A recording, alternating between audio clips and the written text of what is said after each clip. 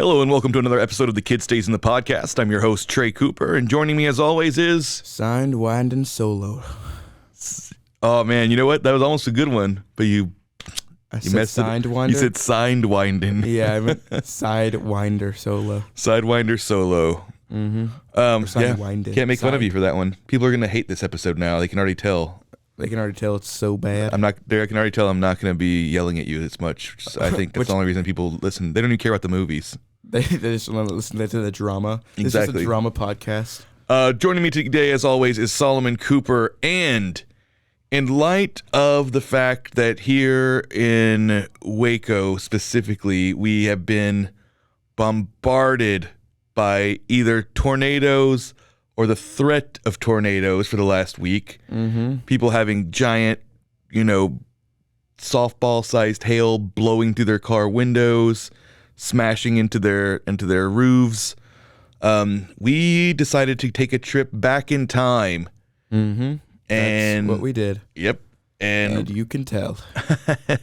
And review the classic Bill Paxton starring movie Twister. What a funny laugh you did. He went, Did I?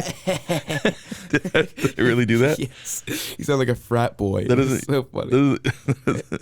That doesn't sound like me. It doesn't, but that's exactly what happened. So this movie, Twister, was directed by, it's kind of like a perfect amalgam of his reputation. It's directed by a guy named Jan de Bont.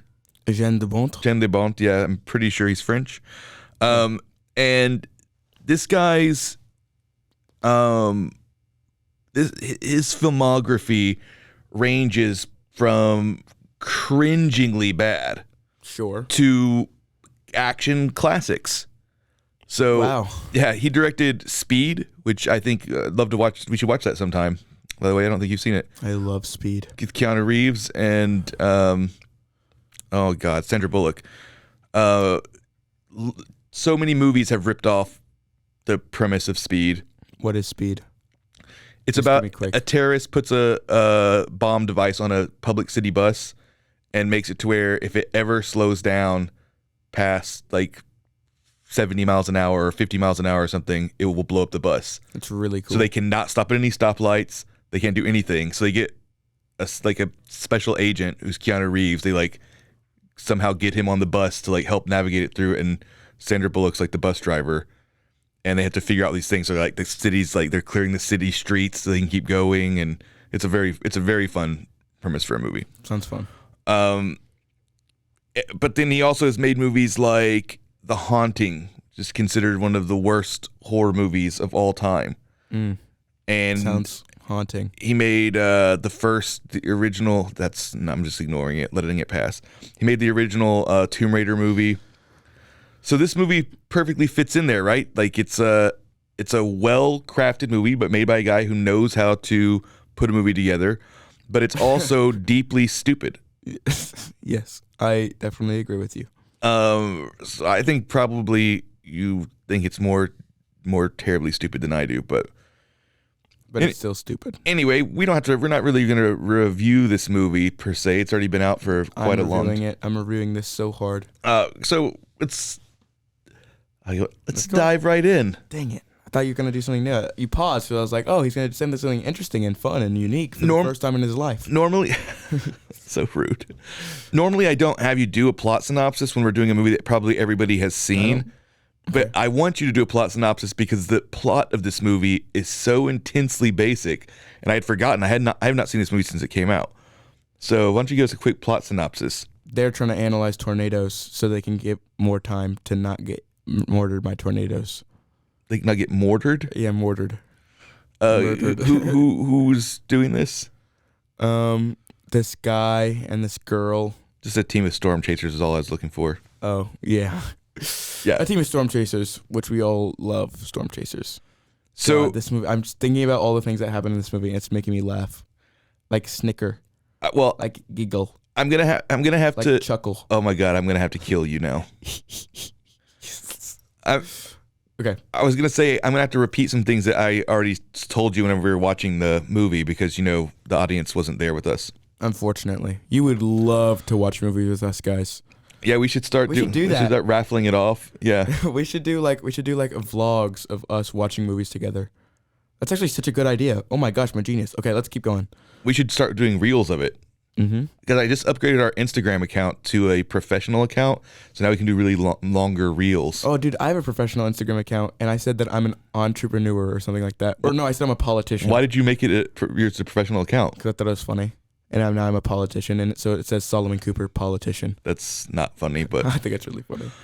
Anyway, the context of this movie, which like I said, I gave Solomon when we were watching it, was that this movie was really huge when it came out, like massively huge. Yeah. It was not a huge critical success.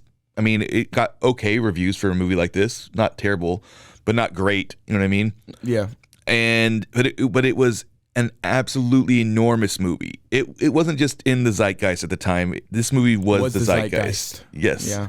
Whenever you went to Blockbuster or Hastings or wherever you would rent movies back in the day, My favorite places. walls covered in copies of Twister. He said it They couldn't keep copies of Twister in stock. I think we had to go to the video store three to 5 times to try and get a copy of it because it was always rented out. That's so silly. Yeah. Can you imagine back in the day calling a video store multiple times to see if they have a copy of Twister in? No, I can't. And also, this movie is so incredibly mid. Also, a movie in general, can you imagine? No. What I don't understand now that I think about the video rental times, were we all poor back then? Like, if you wanted to watch a movie that badly that you're going to go to the video store 3 to 4 times, why would you not just go buy the movie? I'm genuinely asking. I'm confused now about this generation that I grew up in. Well, we were poor. Yeah. But that's a good point because I feel like collectively we were poor. Yeah. Why do you say we were poor? How do you don't know how poor I was whenever I was growing up? Maybe were all millennials poor from like the ages of like 10 to like 30, 25? I mean, part of it was when you go to the video store, you wouldn't just get one movie. You know what I mean? You'd rent 5. Like There's a lot of things, but I'm just thinking like if you really wanted to rent Twister that bad that we went back to the video store like 4 times. How much? Maybe it was super expensive. No, movies were like the same. $60. Movies were the same price that they were like between $10 and $20 to get a VHS. That aged you real fast. Although I've watched VHSs before. Yeah, it's not that long ago. But it feels long ago because of how like ancient they are. It does. From What's funny is now we just buy everything. Yeah. Or we rent or we pay for like subscription services. Yeah. The changes in the times. Anyway, so no one cares about that. This movie was huge. I watched it when it came out. I think we watched it twice in a row. Oh, that's awesome for you. Twice in the same weekend. And we thought it was the bee's knees. We did. We thought it was just the coolest, most exciting, most suspenseful movie we'd ever seen in our life. Had you not seen movies before? I mean, I'm not going to lie, I was pretty sheltered, but I had definitely seen movies before. Yes. I know, I'm sure there was better movies coming out way before this. Well, another movie that came out in a very similar time period that also became the zeitgeist you have seen, which is Independence Day. Remember that movie? Mm-hmm. I had a yawn. Oh, why? Because I had to. I do remember Independence Day. That's with like Will Smith. Will Smith. Okay, good. Just making sure. Yeah. Did you like that movie? I mean, it's been a while since you saw it. I was like 6 when I watched it. I remember it being cool because there was like aliens. Yeah. So Independence Day compared to Twister is kind of tricky because it's made by a very similar director as Jane de Bont, but the difference is that I wouldn't say. Oh my God, I'm blanking on the guy who directed Independence Day's name. He's so famous. It's embarrassing to me. Cringe. Anyway, that guy, probably Independence Day is the best movie he's ever made. He's not have any really big classics on it, but what he's known for is these huge spectacle movies that are usually horrendously bad. And also he made the American Godzilla remake with Matthew Broderick, which is an abomination. But it's still popular. No, it isn't. It's huge. No, it is not. It was a huge flop. Which one? the American remake, the original American remake of Godzilla, not the new ones, not the. Because I remember watching the new ones, and I was No, like no. 8 or 9 or 10 or 11 or 12. That's not that one. And I watched Godzilla do some crazy cool stuff. Now those movies I think are okay. Well, really, I like the first movie, and I like King Kong versus Godzilla. But that middle one I hated so much it almost ruined the whole franchise for me. The Gods and Monsters, whatever. God of Monsters. Gods of Monsters. God of Monsters. Yeah. Yeah, that one. So sad because I that's didn't one with watch King Ghidorah and Mothra, but it's so awful. I didn't watch it, unfortunately. You watched it without me, and I cried. I was in New York and you were in Texas. Yes, I saw it in New York in 4D. They had Smell-O-Vision in the theater. I went and saw that. For real. Smell-O-Vision. To this day, I think that Mothra smells like urinal cakes because of that dumb movie. That's so funny. Every time Mothra would come in, she would like have like pixie dust or whatever like coming off of her, and they would release this scent into the movie theater because it was 4D. And it smelled like urinal. It smelled like urinal cakes. That's such a funny little anecdote. Look, we're talking around Twister, which is I don't even care about. We're just going to be talking about 90s action movies. Twister, we are talking around Twisters, and Twisters go around in circles. I got where you were going. Did you make that joke? That was your intention? Immediately. No, I wasn't trying to make that jope.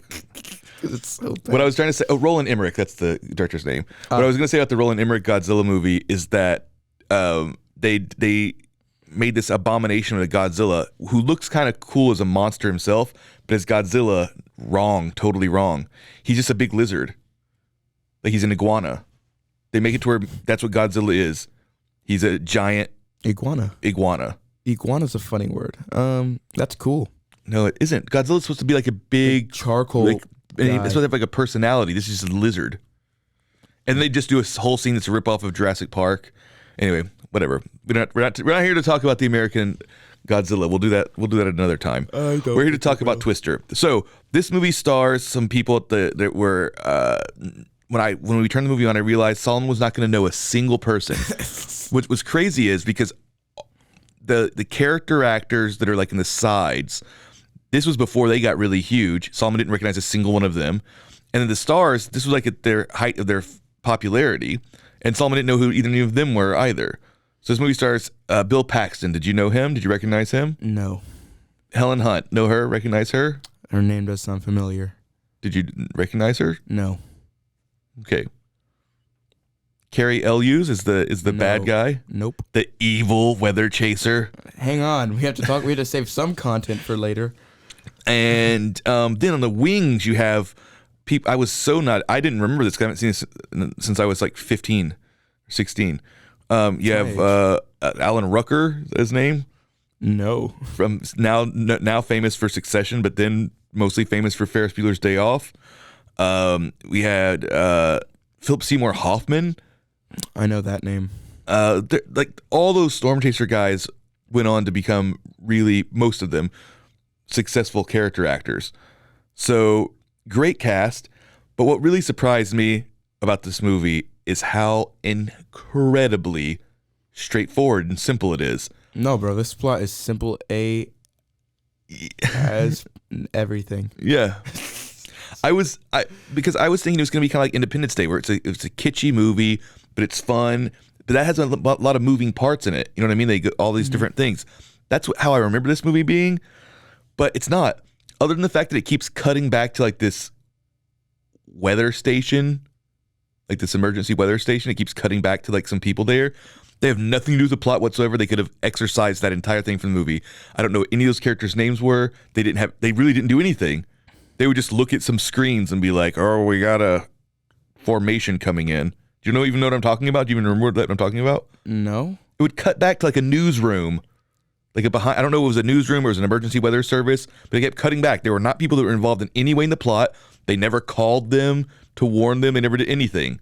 They would just be like there was like 4 people in it. What looked like a news like control room, like a weather room.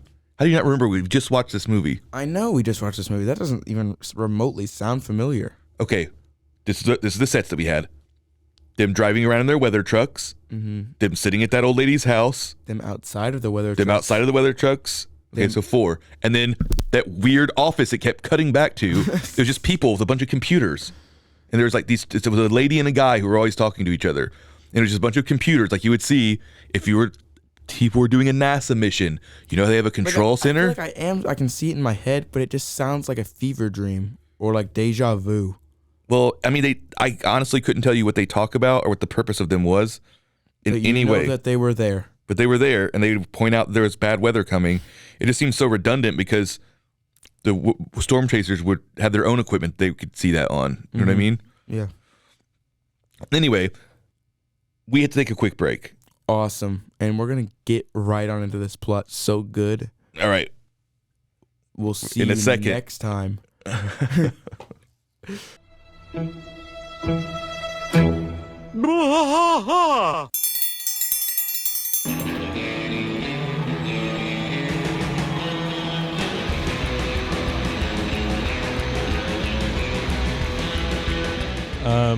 What are we doing here, Rusty? What are we gonna do?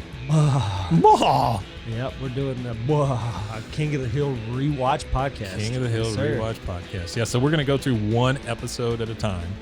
Come along for the ride with us. Come check it out. And give me a good like Dale Gribble quote to go out on. Wingo. Yeah, Wingo. Wingo. All right. Well, join us for the King of the Hill rewatch podcast. Deep in the heart of Texas, that drinks his brew and he spits his chew. Deep in the heart of Texas, the TV blares but no one cares. Deep in the heart of Texas, here we go. Hey, I'm Blair. And I'm Brittany. And we're the host of By the Cover Podcast. We cover everything from mysteries, thrillers, romance, chick lit, and even some smut. Don't forget the smut. Yeah. We're so excited to get this thing going and share this with you guys. We've been talking about this for months, and it's finally happening. Yes. Special shout out to Rogue Media for helping us with this. For sure. You can find us on Instagram at bythecover_podcast. You can also find us on Facebook and TikTok, so don't forget to give us a follow on those two also. And we are so excited to dive into some of our favorite books and share those with you. We can't wait. Hope you love it. 911, what's your emergency? Do you hear that? It's coming from the house. It's coming from inside the house? Do you mean? Could it be? The Poltergeist. New from Rogue Media. Two haunted hotties talking about haunted places. Every episode we dive deep into the darkest places and give you a bit of history. We're getting spooky in all the right places. You've gobbled your last ghoul. Follow along for the craziest and spookiest stories with Debbie's Dark Tourism. The Stanley Hotel, Winchester House, The Alamo, Hotel Monte Vista, and more spooky places. Find us at _Poltergals. POLTERGALS. Look over your shoulder. It's us, The Poltergals. Wherever you consume the podcast, you can find us there. Welcome back to the Kids Season of the podcast and our discussion of Twister.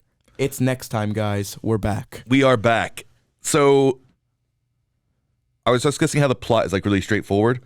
So beside like this movie starts with Bill Paxton driving up to his soon-to-be ex-wife Helen Hunt to get some papers signed so he can get married. What is happening to you? Are you having a stroke? You said with their ex-wife so they can get married. His soon-to-be ex-wife. So they can get married. So he can get married. We said so they can get married. Well, I was about to, if you let me finish my sentence, I was going to say because he very bizarrely brought his fiance with him to get these divorce papers signed. Yeah. And, you know, it's obvious that Helen Hunt doesn't want to get divorced from him. She still has a thing for him, but she's still out hunting tornadoes.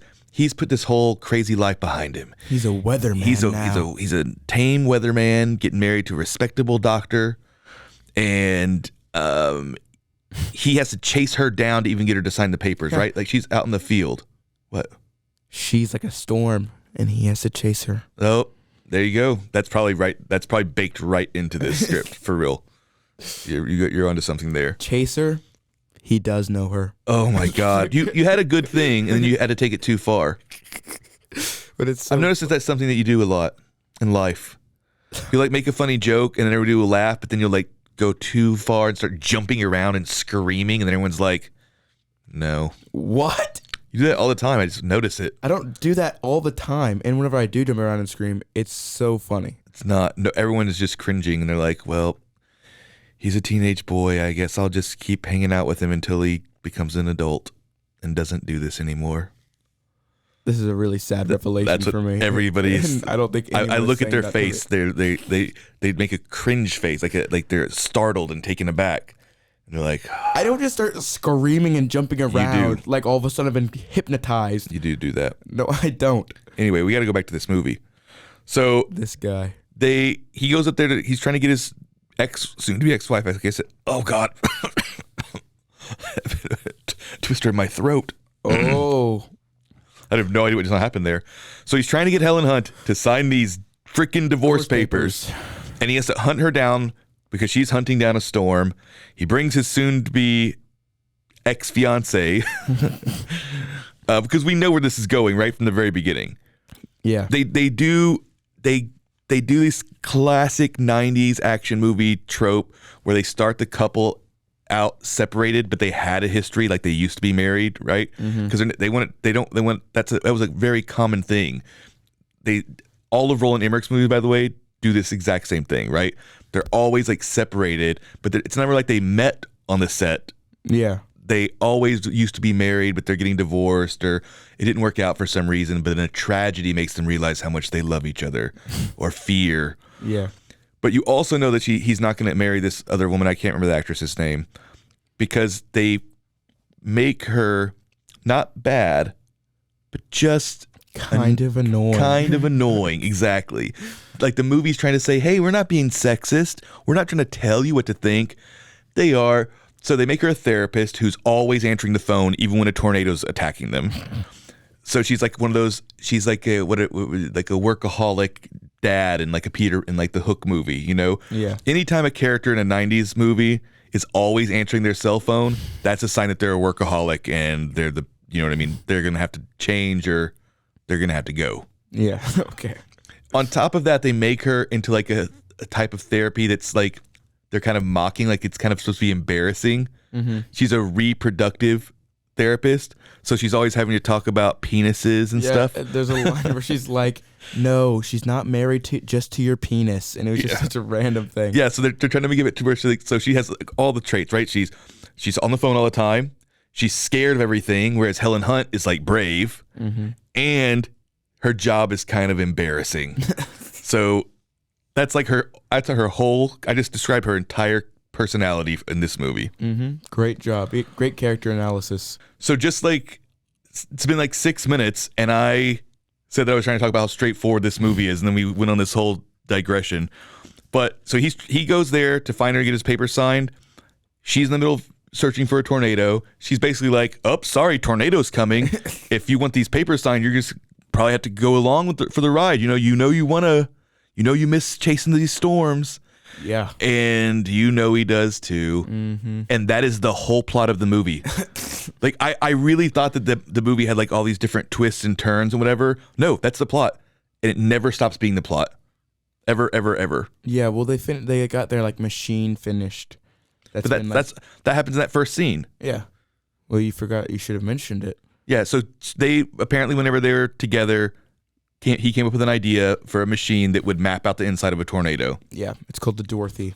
The Dorothy. As in, like, the Wizard of Oz. Yeah, I think they probably got it. Well, our listeners are not as... Oh, are you gonna make fun of our listeners? They're just not as smart as the movie connoisseur that I am. Oh, God.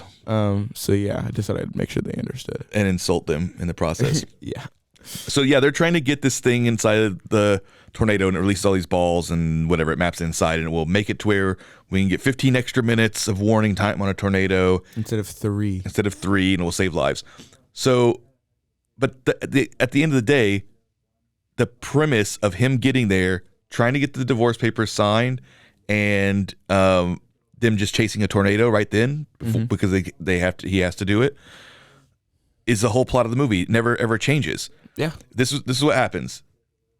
They go to a tornado. A scene happens that's scary. You know what I mean? Each tornado's a little different. They did a good job, I thought, of making the tornadoes have different personalities. Oh yeah, they're all special and quirky in their own unique way. Yeah, there's like the 3 sister tornadoes that are all skinny and they're all dancing around the water. There's the one that goes sideways. Yeah, the Sidewinder. That's my name. And then there's that big chunky F5 monstrosity. Oh, that big! He's the tank of the group. He's the Godzilla of twisters. Yeah, he's the god of tornadoes. But each time they get to one of these new unique tornadoes, it attacks them, and then their machine gets broken, and they have to try again. Nothing was more annoying than this stupid machine that they have 4 of them, by the way. Just wanted to let you know, so that way whenever one of them would get broken, they just have a new one immediately, and they're like, "Oh shucks, Dorothy's broken again," and then they do the exact same thing. Yeah, so let's get into, and I actually want you to talk about this because I've been rambling about this movie for too long. This movie has as its enemy tornadoes. And even less than like a movie like Jaws, where the enemy is a shark. Mm-hmm. And I guess in Jaws there are like human protagonists to an extent, like the incompetent mayor. I mean, antagonists. What did I say? Protagonists. Oh, did I really? Yeah, you said human protagonists. Oh, sorry, I meant antagonist. Yeah, like so you have the mayor in Jaws, you know. Yeah. But a shark still has infinite more personality than wind that goes really fast in a circle. You know? Yes. So even though they did as good a job as they could to try and give these tornadoes personality and make them seem like malevolent forces, they felt that they needed a real villain, an actual human villain could talk. Because I don't know if you know this, tornadoes, they don't say anything. Unfortunately. So I want you to talk about Carrie Elwes. So I'll just get this spinning. So as we know, we're driving around, and then they see the bad guys. They're both chasing this tornado, and this guy, he comes up, and they're like, "Oh, what's his character's name? I don't know his name." I don't remember his name either. I just call him Carrie. That's the actor's name. So they see Carrie, and they're like, "Ugh, God, it's that Carrie guy." And then the main character's like, "Oh, what's he doing here?" He's like, "What?" It's just so bad. I don't know what the cause they're doing it for. Also, you can tell that he's supposed to be the bad guy immediately because A, he wears sunglasses all the time, and B, all of his cars are black. And he's working for like a news station or something. Who's he working for? His name is Jonas, by the way. He's working for like a specific station or whatever. It's like they just say he has corporate sponsorship. Yeah, he's working for these corporate sponsors, and they're all like, and he's just doing it for the money. Like, who's storm chasing for money? I threw this to you because this is your favorite line, and you're so excited about saying it, and then you didn't even say the line right. Was it for the fame? No, he says that, but you didn't say the next part of the line. What's the other part? He's like, they're like, his like fiance lady's like, "Who's that?" And he's like, "That's Jonas. He's got corporate sponsors." He's like, "Jonas is only into storm chasing for the money. He's not in it for the science." You forgot the science part. I didn't even.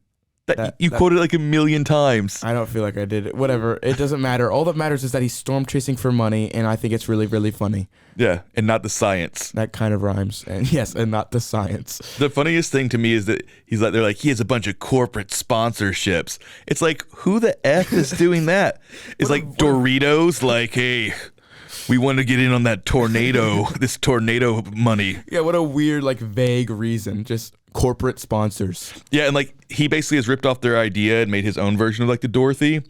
But I'm like, I could not for the life of me think of what like, you can think of like with the military. Like, we got a lot of things from the military that we use normally, like satellite stuff, you know what I mean? Yeah. GPS. A lot of these things were invented for the military. A lot of stuff that NASA uses, you know what I mean, was invented for trying to create armor for tanks or whatever. What is the secret thing that corporations are going to be using tornado data for? Maybe the Doritos, maybe they're trying to like get all the information. That way they can make a new tornado Dorito to make them even more rad. Oh my gosh, that was Like that was nacho cheese Doritos are gonna be that like was- the new cool thing because they're all deadly and scary. the worst. What? That's probably what they're using it for. We only have 3 minutes left, so I want to quickly get to something we haven't talked about for this entire podcast, which is this is a movie about tornadoes. Did you find this movie suspenseful? Did you find it scary? This movie, yeah, I don't understand how we've taken this long to talk about this simple movie, and nothing about this movie was scary, and everything about it was stupid. And the tornadoes, they look kind of cool-ish, but everything the tornadoes do and affect are the worst thing I've ever seen in my whole entire life. That's not true. When the cows are flying around, it looks good, and the cars. The cows look perfectly okay, just because they look funny, I guess. But whenever the tornado like goes through a house, it looks like if I like flicked my Lego thing a bit too hard and it kind of like fell over. It literally looks like obviously it's bad CGI, but it just looks like Legos falling apart. I would call it early CGI more than bad CGI, but yeah, it definitely hasn't aged well. Bad. Because the thing is, you can tell that all they did was make a CGI outline. So as soon as it hits you'll see a house, and as soon as it hits the house gets replaced with a CGI house, right? Mm-hmm. And that CG house is just composed of 4 walls and a roof. So those things fly away, and none of it felt like there was a real house inside of it. Yeah. What other things? What about how they survive the tornadoes? Because do you feel like they? Hang on. I'm gonna ask you a question really quickly. We only have a minute and a half. I'm gonna ask you a serious question. Do you feel like realistically, in this movie, they get too close to the tornadoes, too far from the tornadoes, or just the right distance away from the tornadoes? I think they're too close. Option A. It's so ridiculous. They were under a wooden like bridge thing, I guess, on like some farmland, and a tornado blew over them while their heavy duty truck with a heavy metal machine in it is getting pulled away from them, and they're holding onto some wood, and they didn't fly away, but their truck flies so far in the sky that this girl driving can't see the truck fall in front of her face because it flew so high. But no, the people holding onto the wood, they're either so strong or these tornadoes have selective grabbing abilities that they don't fly.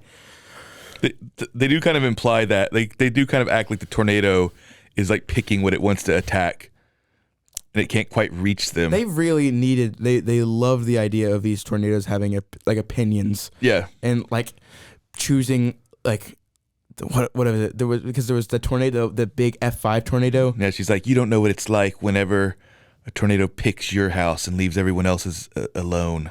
Yes, but that tornado ended up being like a character that kept coming back. Yeah, the main bad guy was secretly this F5 tornado. Yes, they should have had him given him a name. Yeah, that would have helped a lot, like Hurricane Harvey. All right, well, look, we're out of time, but I do want to say that I still love seeing Bill Paxton. May he rest in peace. Solomon didn't like him, by the way. He doesn't even care that he's passed away. He thinks his acting was so cringe. That's just Bill Paxton. He's awesome. He was like, I'm sorry. I said we're out of time. I don't have time for reenactments. Helen Hunt was gorgeous. It was great to see her again. I haven't seen her in a long time. I wanted to make sure that I got in that before we end.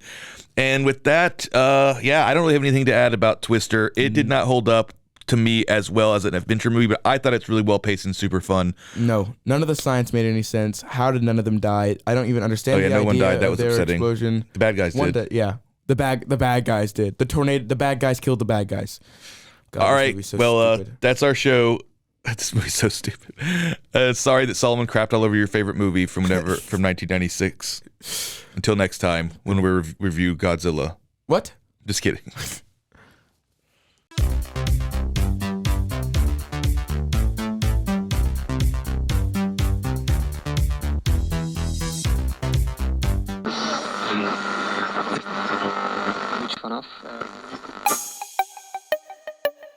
This has been a Rogue Media podcast.